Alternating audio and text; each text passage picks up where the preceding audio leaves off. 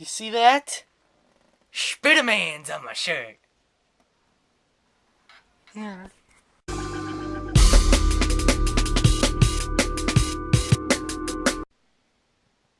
You know, Spider-Man, he's probably my favorite. No, definitely my favorite Marvel Comics character. Peter Parker, that is. And when I heard that they were rebooting the Spider-Man movie franchise and retelling the origin story, I was immediately like, oh. So, wasn't working out with Sam Raimi doing Spider-Man 4? You know, I was really hoping that they would finally have the actor Dylan Baker finally become the Lizard because he played Dr. Connors in Spider-Man 2 and 3. And he was mentioned, I believe, in the first movie. And, you know, I just really wanted to see this character finally realized. And I feel like that's kind of like what happened to Billy D. Williams, who, from what I understand, wanted to play Two-Face a lot because he played Harvey Dent in Tim Burton's Batman movies. And then, what do you know? Tommy Lee Jones is playing him in the first Joel Schumacher Batman movie. So yeah, it kind of reminded me a bit of that. But then it was announced that the Lizard would be the villain of the movie, so I was like, well, I like the Lizard. I like Dr. Connor's character. He's a really interesting character to me because he's a sympathetic villain, and I always prefer sympathetic villains. Well, usually, for the most part, I prefer sympathetic villains. There's a few just straight up evil characters that I think are kind of interesting too, but they a lot of the time when you've got your straight up just totally evil character, they come off as kind of one dimensional, and it comes off as kind of black and white. And I'd say Marvel probably does sympathetic villains more than DC Comics. DC Comics usually has more black and white characters, but that's fine. You know, I actually prefer DC Comics, even though it arguably doesn't have as good villains, but whatever. But yeah, I usually like sympathetic villains, and so when I heard the Lizard was the villain of the movie, I was like, okay, maybe it'll work. But then I was like, but wait a second. The first Spider-Man movie that Sam Raimi did, it wasn't the greatest thing in the world, but overall performances from the actors were pretty good. It definitely had that comic book Spider-Man feel. You know, he's always been kind of a goofball. Like, there's times that are dramatic and serious and even somewhat depressing, especially with his Uncle Ben dying. And if you know later on in his history, there's all kinds of other sad things that happen to him. But it's always had, the Spider-Man comics for the most part have always had this very tongue-in-cheek kind of style, going back to Stan Lee, the original writer and co-creator of Spider-Man. And so this was one of the movies this summer that I was just like, you know, it's coming out. I'm probably going to see it because it's Spider-Man and I love Spider-Man, but I don't know. That first Spider-Man movie was overall really damn good, and this one's just looking like, it just looks like a rehash of the first one. And so I saw it. I saw The Amazing Spider-Man. And overall, critically, it looks like it's doing pretty well on Rotten Tomatoes and other film review websites. But before I get into what I didn't like or what I did like, let's just start off with the plot, okay? Oh, wait a second. You don't want me to? You know the story of Spider-Man? You've got to be kidding me. I mean, really, do people not know the story of Spider-Man? That's ridiculous, okay? I can understand Batman Begins, because Batman's origin was mostly seen like in flashbacks, and it was only like a little bit where they showed in the Tim Burton Batman movie. I mean, where they showed that Thomas and Martha Wayne, Bruce Wayne's parents, were being killed, and that was only like there was like a brief flashback in the first Tim Burton movie. His origin really hadn't been explored for the most part. And so in Batman Begins, which ended up being a really awesome movie, you get that origin. Spider-Man 1, the first Sam Raimi movie, already explored Spider-Man's origin. Why do we need to see it again? I don't think they could add much more to it. Let's just start off with, now that you all know the story of Spider-Man that I just very well explained to you, because of course you didn't know the story of Spider-Man. Andrew Garfield plays Peter Parker / Spider-Man, our friendly neighborhood Spider-Man. Spider-Man. Anyway, I really liked Andrew Garfield for the most part, but there were a few too many times when I feel like he was trying to be a little too cute, if that makes any sense. Like, I don't know, he just, for the most part, he felt like Spider-Man. He felt like Peter Parker. But, I don't know, there was some times when he was just like, hey, aren't I cute? Which Spider-Man does, like, do kind of goofy things, but it was just, I don't know, it's kind of hard to explain, but he didn't feel as dorky, I should say, as Tobey Maguire. And I think that Tobey Maguire, to me, is more like Peter Parker. But, you know, everybody has their own interpretation of a character. Well, not for the most part. Peter Parker is a character that's been interpreted over the years, you know. For the most part, he's pretty much stayed the same. But, you know. They have Emma Stone as Gwen Stacy, the romantic love interest for the film. And I thought that was interesting because the first 3 movies that Sam Raimi directed didn't exactly explore Gwen Stacy that well.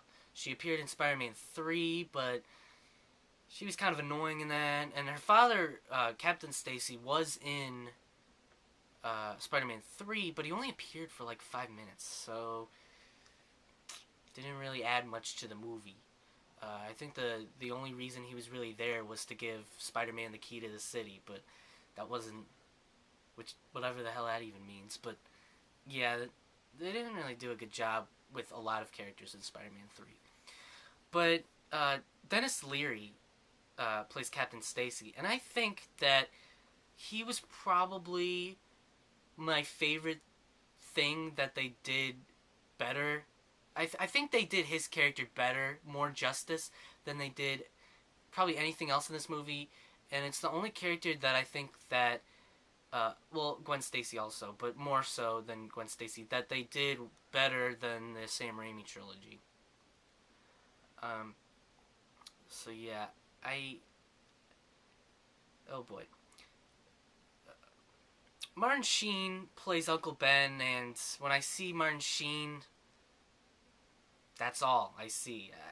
He doesn't really come off as Uncle Ben as much to me. And they were trying to make him the sort of father character that's, you know, kind of dorky and, you know, kind of annoying and embarrassing. But I just saw Martin Sheen the whole time. He didn't really feel all that much. I mean, at times, yes, when he was, like, delivering his speeches or whatever, but for the most part, not really Uncle Ben to me. I forget the actress's name, but the actress that played Sally Field, the actress that played, thanks, person holding the camera, Sally Field played Aunt May, and she did nothing for me. The actress from the first 3 movies did such a better job. She embodied Aunt May. You know, the actor who played Uncle Ben from the first 3 movies embodied Uncle Ben. I don't really care for him in this movie that much. I will say that in the first Spider-Man movie, that scene where Uncle Ben does get shot is a lot more powerful, I think. Just the expression on the actors' faces, it's just a lot more powerful, I think, and was much. It felt like it had a much bigger impact in the movie than in this one. And I think the first movie did a much better job of setting up how Uncle Ben would really shape who Peter Parker is, even though he was dead for most of the movie. I think that was brilliantly done by Sam Raimi. And the writers, of course, whoever wrote that. And in this one, it just feels like, yeah, Uncle Ben died. I mean, that's why Peter Parker became Spider-Man. They did have that in the movie. He was partially responsible for his death, but, it's wasn't done as well. And thus Spider-Man himself was not done as well because of that important part of his history. So that might have been part of why I didn't care for Andrew Garfield as much as Tobey Maguire, but yeah. What else? Rice Ifans, I think is his name. I'm not sure how to pronounce it. He has an interesting name, but he plays Dr. Kurt Connors, who is just one of my favorite Spider-Man villains, and just, I mean, sometimes he feels like Dr. Connors, but other times not. He just feels like he's not as sympathetic as he should. You don't feel as sympathetic as he should to this character. So I'm guessing you're probably wondering how I felt about this movie compared to The Avengers, because I didn't do a review for The Avengers because I saw it a week after it came out. So, hold on, guys. You're gonna get a great comparison. Watch thine step, critic. Ah! Oh, Thor, don't worry. The Avengers was pretty close to being a masterpiece, if not a masterpiece. One of my favorite comic book movies. In fact, it's probably tied with Spider-Man 2 as my favorite superhero movie. This was pretty mediocre. Now, some people are probably wondering, well, is it better than Spider-Man 3? Is it worse? I don't know. I think it's there. I think it's about on the level of Spider-Man 3. I don't think Spider-Man 3 is as bad as some people say, though. There's been so many worse superhero movies.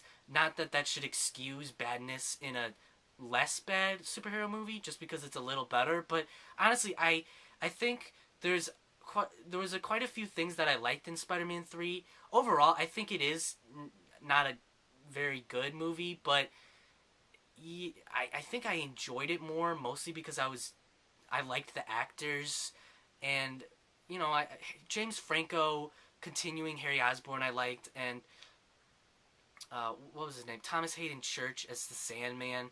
Although he didn't need to be in Spider-Man 3, he did a good job, and he felt like that character from the comics, which over the years they, in the comics, the Sandman became a more sympathetic character. So yeah, it's about Spider-Man 3 territory, but not as entertaining, at least to me. Not as interesting. Oh, the Lizard, just like his design, I mean, he looked like crap. I mean, people have said that the Green Goblin's armor in the first Spider-Man movie looked like crap. This looks so much worse. The design just looks so ugly. It's just, and I know ugly, but like in a bad way. Like, he just looks dumb. He doesn't look all that menacing. He just looks kind of stupid. Not a very good design. Spider-Man's costume, it was really bothering me throughout the movie. And I know something like that shouldn't bother me if the actor is doing a good performance. Like, I think in the Avengers, Captain America's costume did look a little bit like a Halloween costume. But Chris Evans was so great as Steve Rogers. He embodied the character of Captain America. I just kind of was like, it's not the greatest costume, but he is Captain America. There's no way around it. With Andrew Garfield, I didn't feel the same way. And, yeah, Spider-Man's costume didn't look all that great to me.